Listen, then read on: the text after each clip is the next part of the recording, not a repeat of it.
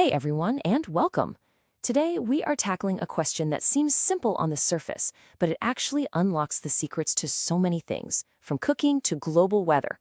So why does air pressure change with altitude? Let's get into it. To kick things off, let's start with something I bet almost all of you have felt.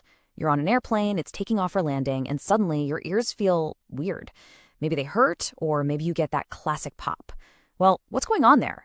The answer tells us something really fundamental about the invisible ocean of air that we're living in every single day.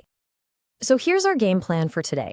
First, we're going to talk about something called the invisible weight to figure out what air pressure even is. Then, we'll see what happens when we climb. After that, we'll look at how this affects real-world stuff like cooking and flying.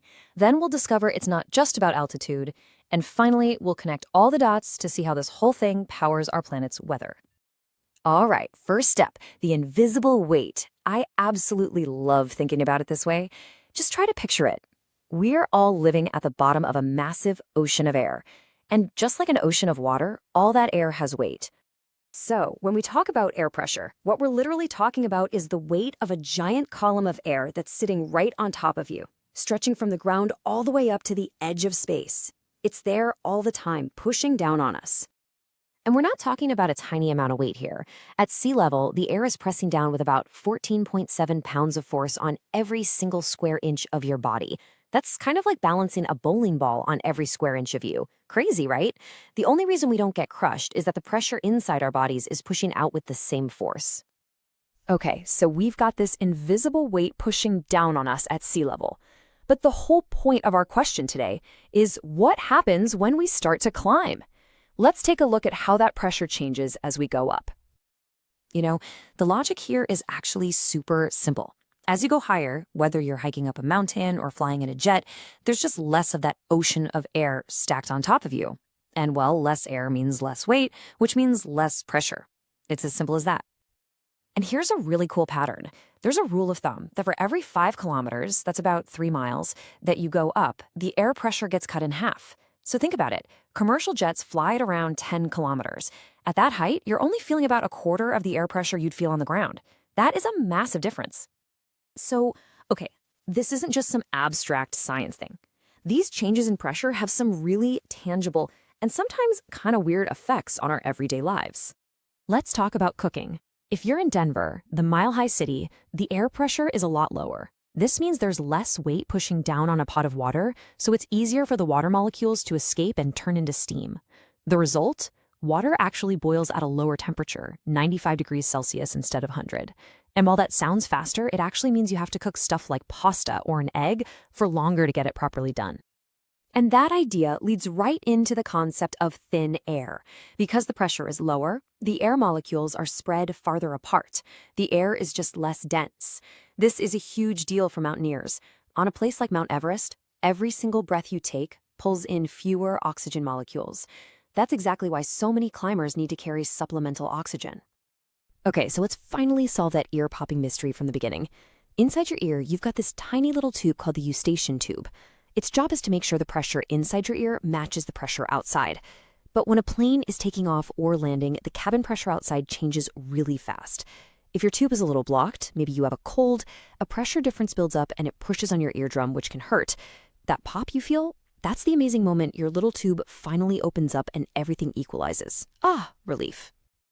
So we've totally nailed how pressure changes when you go up.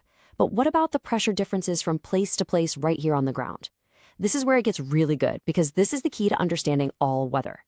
It turns out it's not just about altitude. Temperature is a massive player. Think about it like this. Cold air is dense. The molecules are kind of lazy, they're slow moving, and they're all packed in tight.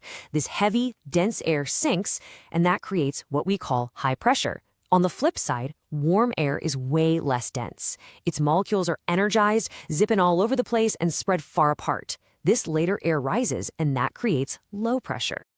Okay, I've got a bit of a riddle for you. You know that sticky feeling on a really humid day when the air just feels heavy? Well, what do you think is actually lighter or less dense?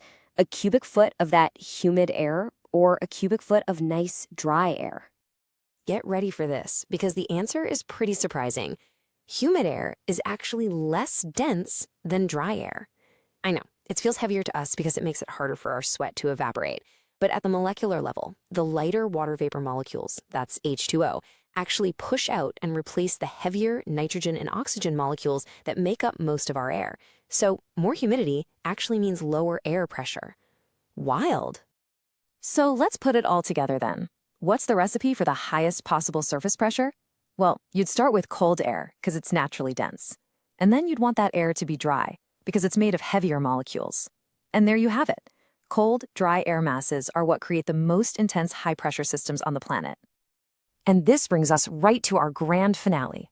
We've seen how altitude, temperature, and humidity all work together to create differences in air pressure. Now we're going to see how those very differences are the engine that drives all of our weather. At its heart, wind is incredibly simple. It's just the atmosphere trying to balance itself out.